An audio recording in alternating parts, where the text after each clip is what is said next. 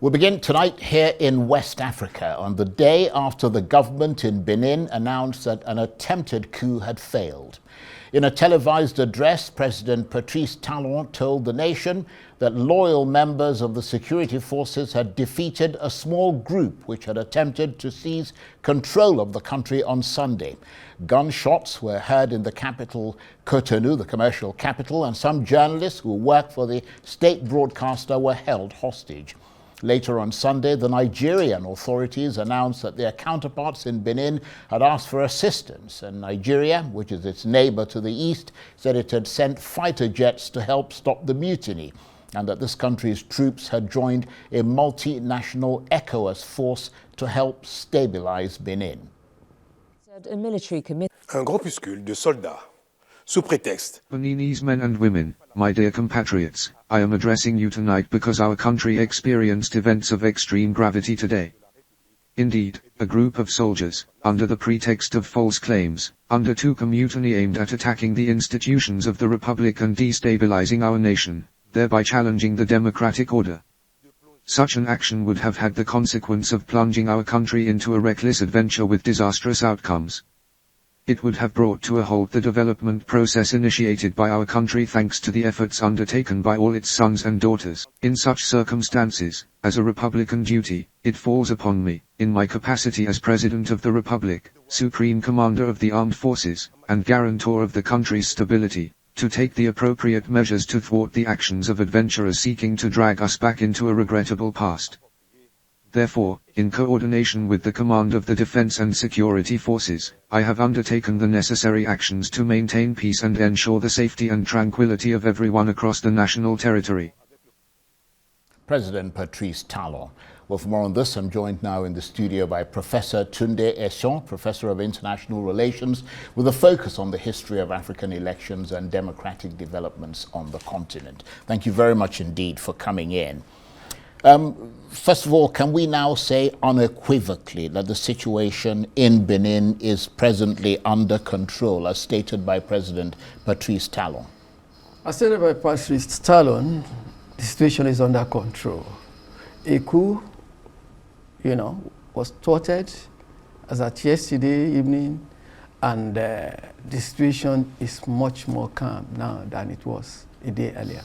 Right. And Nigeria stepped into the fray to support Benin and help to bring the situation under control with air and ground support. What more can you tell us about that?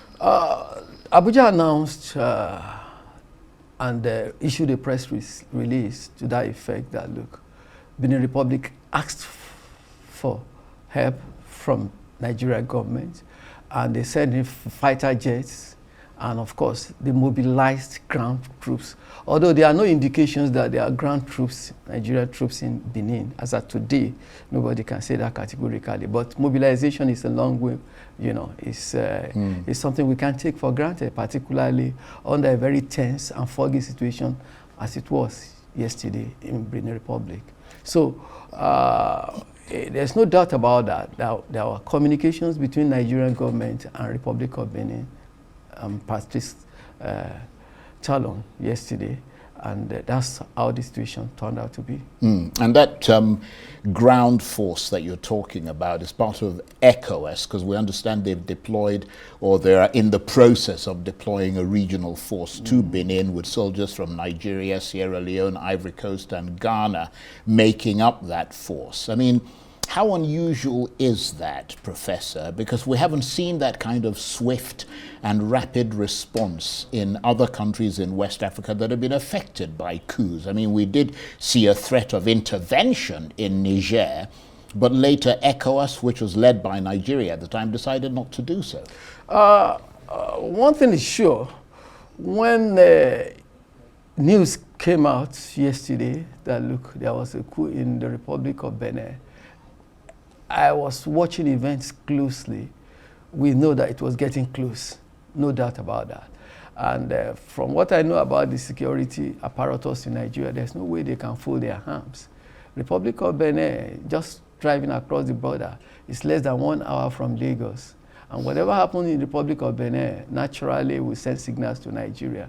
So no Nigerian government, particularly coming barely 12 days or 10 days after the coup in Guinea-Bissau. So nobody that removed Sissoko, you understand, Umaru Sissoko. So nobody, I mean, no responsible government, as it were, will fold its arm and allow things to go. But what we are not sure of are the details of the communication, and whether the Republic requested for it, we don't know. But one thing is sure, there was a proactive movement on the part of Nigerian government.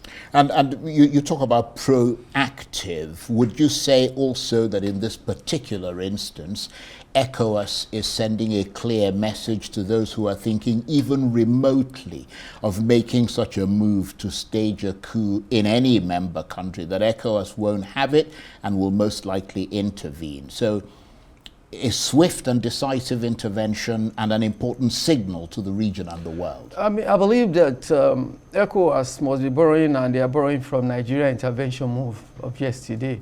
That gave them confidence. Ordinarily, it wouldn't have been that easy. Honestly, I won't deceive you, because there was no standing force. Because the press release says that, 4 countries in ECOWAS sub-region, Nigeria, Sierra Leone, Ghana, and Cote d'Ivoire, who have been asked to mobilize forces. In other words, the forces are not yet there. You understand? And we are not even sure that it will be there, depending on the situation in the Republic of Benin. So they must be borrowing from the intervention moved by Nigeria and the effect of it, as it were. Yeah. And you mentioned at the outset that the situation is fairly stable at the moment. We know that 14 people, possibly more, are now under arrest in connection with that attempted coup. But President Talon did say something that stood out, didn't he? He said they were doing everything possible to secure the release of those still being held hostage by fleeing soldiers. That sounds like there are still a number of soldiers who are yet to be arrested and are still holding hostages, doesn't it? Even as at this afternoon, we have not heard of anything. We have not heard from Pascal Tigri, the lieutenant colonel who led the coup, and his whereabouts is still unknown. And the security forces are saying that, look, they are looking for him. So, in other words, it is an emerging situation. We can't be sure.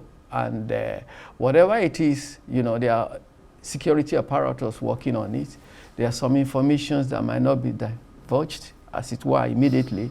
But it's an emerging situation. We'll keep watch and go. But one thing is sure, we cannot run away from the fact that there have been signals in the Republic of Benin for a fairly long time now, you understand? In the northern part of Benin Republic, there have been banditry, insurgencies, and threats of